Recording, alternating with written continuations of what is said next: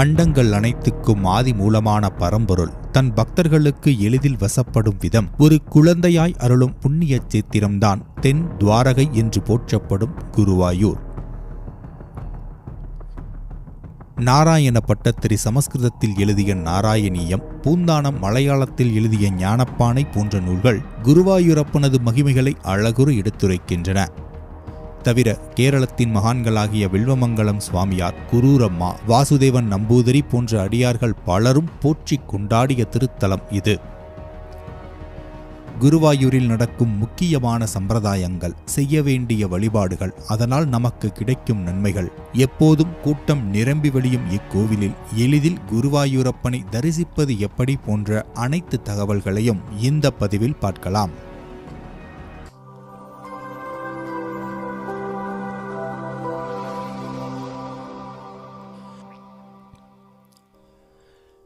நாரத புராணத்தின் குருவாபரண மகாத்மியம் குருவாயூர் தலத்தின் வரலாற்றை விவரிக்கிறது.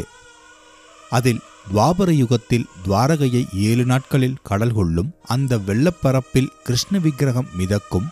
அதை தேவகுரு பிரகஸ்பதி மூலம் பிரதிஷ்டை செய்ய வேண்டும் என்று உத்தவரிடம் அருளினார் கிருஷ்ண பகவான். அதன்படியே அனைத்தும் நடந்தன. வெள்ளத்தில் கண்டெடுத்த விக்கிரகத்தை பிரதிஷ்டை செய்ய குருவும் வாயு பகவானும் சரியான இடத்தை தேடினர்.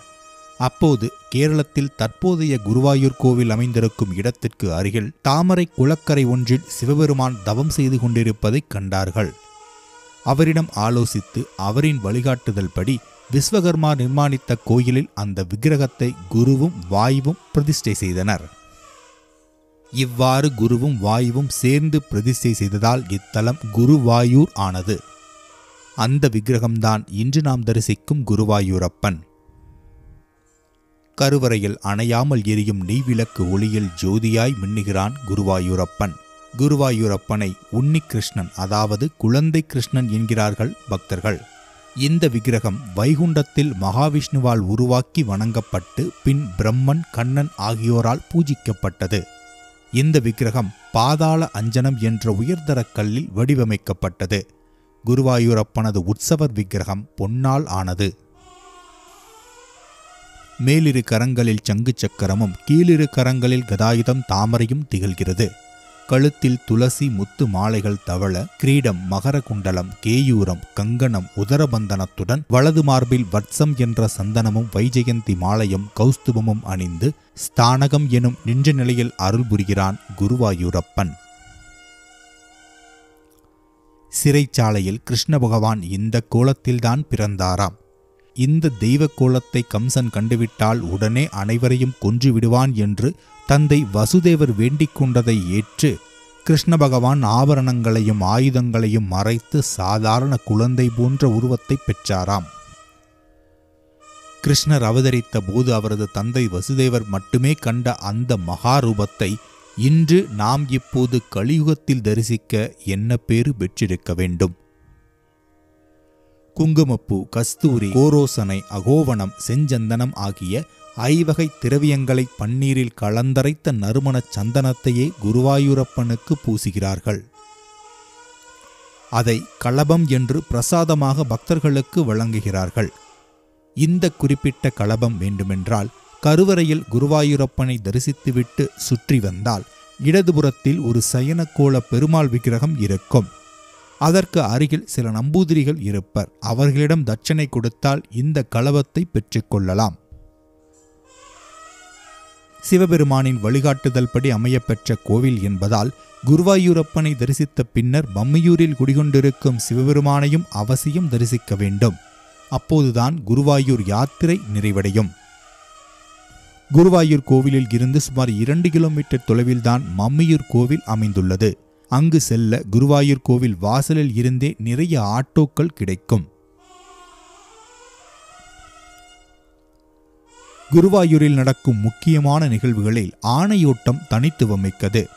குருவாயூரப்பனின் புறப்பாட்டின் போது திடம்பு தூக்கிச் செல்லும் யானைக்கான போட்டியே ஆணையோட்டம். தேவஸ்தான பராமரிப்பில் உள்ள அனைத்து யானைகளும் போட்டியில் கலந்து கொள்ளப்படும். ஒரு குறிப்பிட்ட தூரத்தில் இருந்து அனைத்து யானைகளையும் கோவிலை நோக்கி ஓட விடுவார்கள். அதில் எந்த யானை முதலில் கோவிலை வந்தடைகிறதோ அந்த யானையின் மீதுதான் அந்த ஆண்டு முழுவதும் குருவாயூரப்பனின் திடம்பு ஏற்றப்பட்டு ஸ்ரீவேலி நடைபெறும். ஸ்ரீவேலி என்பது உற்சவ விக்கிரகத்தின் புறப்பாடு. கேரளத்தில் பிணிதீர்க்கும் கோவில்கள் எத்தனையோ இருந்தாலும் அனைத்திற்கும் தலைமை கோவில் என்றால் அது குருவாயூர்தான். உடலில் ஏற்படும் நோய்கள், திருமண பாக்கியம், குழந்தை பேறு, குழந்தைகள் ஆரோக்கியம் போன்ற அனைத்து விதமான பிரச்சனைகளுக்கும் இங்கே வழிபாடுகள் உண்டு. இதற்கான சாட்சி நிகழ்வுகள் சிலவற்றை பார்க்கலாம். அர்ஜுனனின் பேரனும் அபிமன்யுவின் மகனுமான பரீட்சித்து மன்னனின் மகன் ஜனமேஜயன் தனது தந்தையின் மரணத்திற்கு காரணமான தக்ஷன் என்ற பாம்பை பழிவாங்கும் பொருட்டு வேள்வி வளர்த்து உலகில் உள்ள பாம்புகளை கொன்று குவித்தார். இது அவருக்கு பெரிய கர்மவினையாக மாறியது. அதன் வெளிப்பாட்டில் அவருக்கு அந்த பிறவியிலேயே குஷ்ட நோய் ஏற்பட்டது. எத்தனையோ மருந்துகள் எடுத்தும் வியாதி குணமாகவில்லை. பின்னர் தத்தாத்திரேயரின் வழிகாட்டுதல் படி குருவாயூரப்பனின் திருவடி தொழுது நோய் நீங்க பெற்றார் என்கின்றன புராணங்கள். 16ஆம் நூற்றாண்டில் மேப்பத்தூர் நாராயண பட்டத்திரியால் இயற்றப்பட்ட நாராயணீயம் பிறந்த இடம் குருவாயூர். 18 புராணங்களில் மிக முக்கியமானதாக கருதப்படும் பாகவத புராணத்தில் 18,000 ஸ்லோகங்கள் உள்ளன. அதனை சுருக்கி 1306 ஸ்லோகங்களாக்கி உருவாக்கப்பட்டதுதான் நாராயணீயம். மேப்பத்தூர் நாராயண பட்டத்திரியின் குருவான அச்சுத பிஷாரடிக்கு வாதநோய் ஏற்பட்டு சிரமப்பட்டார். அவரின் வேதனையை கண்டு பொறுக்காத சிஷ்யன் நாராயண பட்டத்திரி தன் குரு பக்தி மூலம் குருவின் நோயை தன் உடம்பில் ஏற்றுக்கொண்டார். காலங்கள் கடந்தாலும் இவருக்கு நோய் விடவில்லை.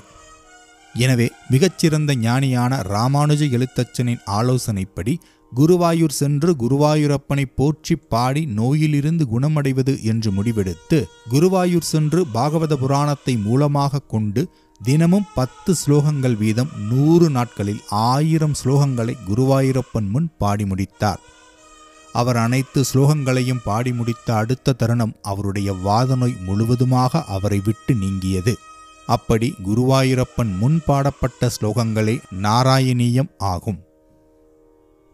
குருவாயூரப்பனின் புகழ் பெருமைகள் தமிழகத்தில் பரவலாக அறியப்படுவதற்கு காரணமானவர் அனந்தராம தீட்சிதர். இவர் தஞ்சாவூரில் பிறந்தவர், மகா ஞானி. இவருடைய நாராயணிய சொற்பொழிவை கேட்க லட்சக்கணக்கான மக்கள் கூடுவராம். ஸ்ரீ அனந்தராம தீட்சிதர் குருவாயூரப்பன் மீது குருவாத புருஷ பஞ்சரத்தனம் எனும் சமஸ்கிருத ஸ்லோகத்தை இயற்றியுள்ளார். குருவாயூரப்பனை தரிசனம் செய்யும் போது தீட்சிதருக்கு இந்த ஸ்லோகம் நினைவுக்கு வந்தது.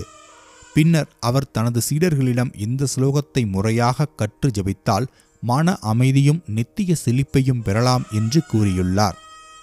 பூங்குன்றத்தில் மிகவும் கடவுள் அன்பு கொண்ட குடும்பத்தில் பிறந்த ஒரு சிறு பையன் தீராத தலைவலியால் அவதிப்பட்டு வந்தான். அவன் சாப்பிட்ட மருந்துகளுக்கெல்லாம் பயனில்லை.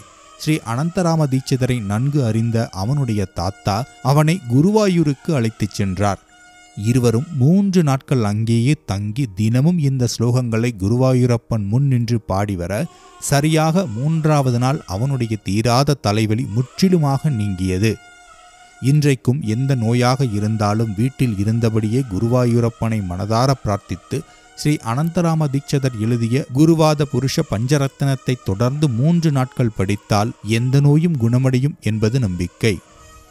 குருவாயூர் நோய்பிணி தீர்க்கும் தலம் என்பதற்கு இப்படி எத்தனையோ சாட்சிகளை சொல்லிக்கொண்டே போகலாம்.